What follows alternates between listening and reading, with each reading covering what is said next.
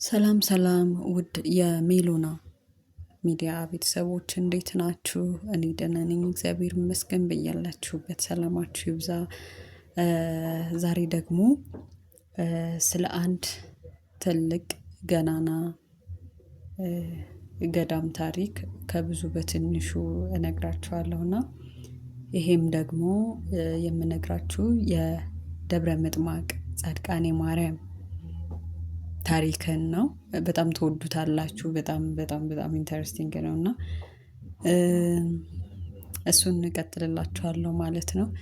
እባካችሁ ቤተሰብ ያልሆናችሁ ቤተሰብ እንድትሆኑ ሰብስክራይብ አድርጉልኝ፣ ሼር አድርጉልኝ፣ ኮሜንት ላይክ አድርጉልኝ እያልኩኝ ታሪኩን እጀምራለሁ ማለት ነው። የደብረ ምጥማቅ ጻድቃኔ ማርያም ታሪክ። ይህ ታሪክ በግዕዝ ተጽፎ የተገኘ ነው። በተኩለት በሰሜን ሸዋ ዞን በሞጃና ወደራ ወረዳ የምትገኘው የደብረ ምጥማቅ ጻድቃኔ ማርያም ገዳም በግዕዝ ተጽፎ ከሚገኘው መጽሐፍ ያለውን ታሪክ በኢትዮጵያ ኦርቶዶክስ ተዋሕዶ ቤተክርስቲያን ስር ለሚገኙ ክርስቲያኖች ይጠቀሙበት ዘንድ መሰረታዊውን በግዕዙ ያለውን ሐሳብ ሳይለቅ ሳይጨምርና ሳይቀንስ ለሰዎች በግልጽ ሊረዱት በሚችል ሁኔታ በአማርኛ ቋንቋ እንደሚከተለው አድርጌ ያቀርብላችኋለሁ። የደብረ ምጥማቅ ጻድቃኔ ማርያም ገዳም ታላቅና ገናና ገዳም ናት ከሚባሉት፣ የሚስተካከላትም የለም። የጌታችን የመድኃኒታችን የኢየሱስ ክርስቶስ ደም መልአኩ ቅዱስ ዑራኤል በቦታው በመርጨት ባርኳታል። ሴቶችም ወንዶችም የክርስቲያን ወገኖች ሁሉ ነገሬን ተቀበሉ፣ ከበረከቷ ህብስትን ትጠግቡ ዘንድ ከቃል ኪዳኗም መጠጥም የተነሳ ትረኩ ዘንድ በዚችም ቦታ ታላቅ ተአምር ይደረጋል። በጌታችን በኢየሱስ ክርስቶስ ደም ስለተባረከችው ስለተቀደሰችው ይችም የደብረ ምጥማቅ ጻድቃኔ ማርያም ገዳም የምትገኘውበት አካባቢ ታላላቅ ወንዞች የተከበበች ናት። የወንዞችም ስም ሞፈር ውሃ፣ ጋዶ፣ ከስካሽ፣ ጠርማበር ይባላሉ። የጌታችን የመድኃኒታችን የኢየሱስ ክርስቶስ ከሰማየ ሰማያት ከመውረዱ በፊት ከድንግል ማርያም ከመወለዱ አስቀድሞ የዚች ቦታ ስም ምድረ ሎዛ ትባል ነበር። ሆኖም ጌታችን መድኃኒታችን ኢየሱስ ክርስቶስ ከተወለደ በኋላ በኢትዮጵያዊ ንጉሥ በድል ነአድ ዘመነ መንግስት የሚያስተዳድራት መስፍን ስሙ ተኩለት ነው። በመስፍኑም ስም የቦታው ስም ተኩለት እንደተባለ አባቶች ይናገራሉ። ተኩለት የሚባለው ሰው የጌታችን የመድኃኒታችን የኢየሱስ ክርስቶስን መስቀል ከብዙ ንዋያተ ቅዱሳት ጋር ተቀብሎ አመጣ።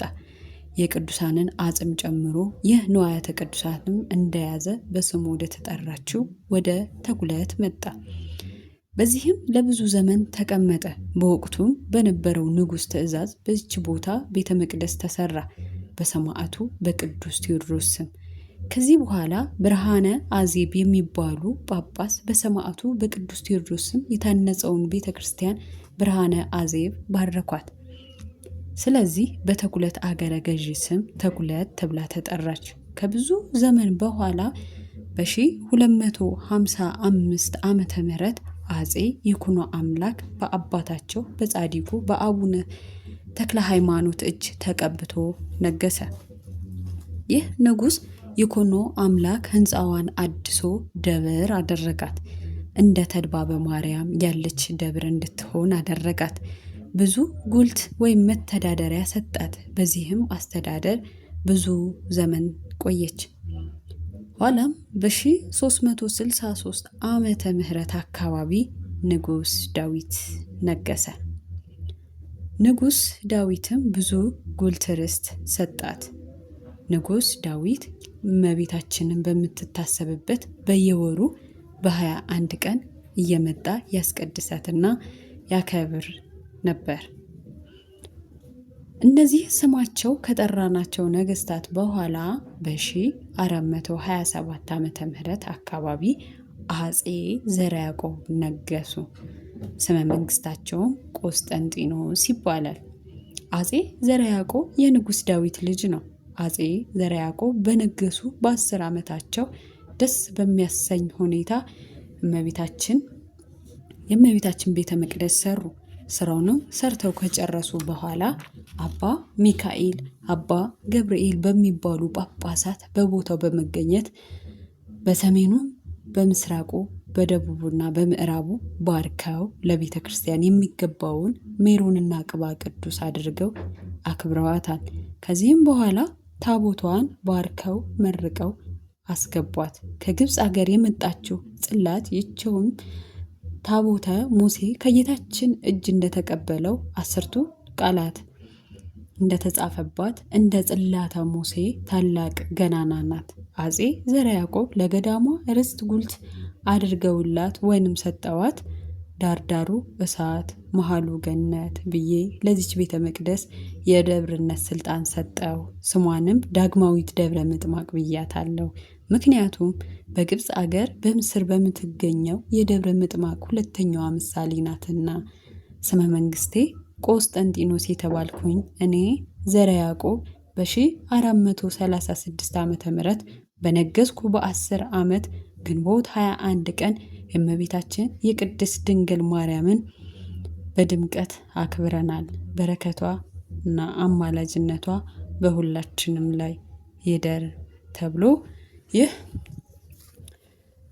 ተጽፎ የተገኘው በግዕዝ ቋንቋ ቀጥታ ወደ አማርኛ ተተርጉሞ መጀመሪያ ላይ እንዳልኳችሁ ከግዕዙ ወደ አማርኛ ሲቀየር ምንም አይነት የቃላት ጭማሪን ቅነሳም ሳይደረግበት ተተርጉሞ የተጻፈ ነውና ይህን ታሪክ ያገኘሁት በታላቋ ደብር በእናታችን በቅድስት ድንግል ማርያም ጻድቃኔ ደብር ደብረ ምጥማቅ ማለት ነው። እዛ የሚገኙ መጽሐፍ አለ፣ የስደት ስንቄ የሚል መጽሐፍ እና ከዛ ላይ ቀጥታ ያገኘሁት ታሪክ ነው። ሁላችሁም ከዚህ ታሪክ ብዙ ነገር ታገኙበታላችሁ ብዬ ስላሰብኩ ነው ወደ እናንተ ያቀረብኩትና ከዚህ ቀጥሎ ደግሞ እናንተ ፈቃደኛ ከሆናችሁ ስለ አጼ ዘርዓ ያዕቆብ ታሪክ የምትፈልጉ ከሆነ ከብዙ በትንሹ የማቀርብላችሁ ይሆናል። እንግዲህ ሁላችሁም በዓለም ላይ ያላችሁ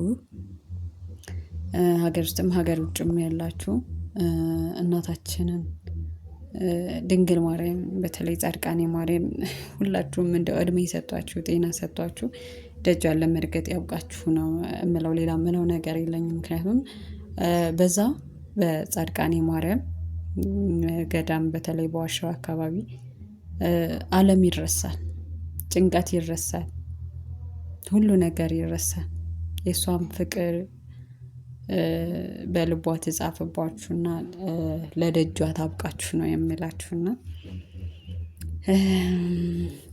ታሪኩን እስከመጨረሻ የሰማችሁ ውድ ቤተሰቦቼ እግዚአብሔር ያክብርልን። ላይክ ማድረግ እንዳትረሱ፣ ኮሜንት ማድረግ እንዳትረሱ። በቀጣይ ቪዲዮ ደግሞ ስለማን እንደምሰራላችሁ ንገሩኝና እኔም አቀርብላችሁ ይሆናል ማለት ነው።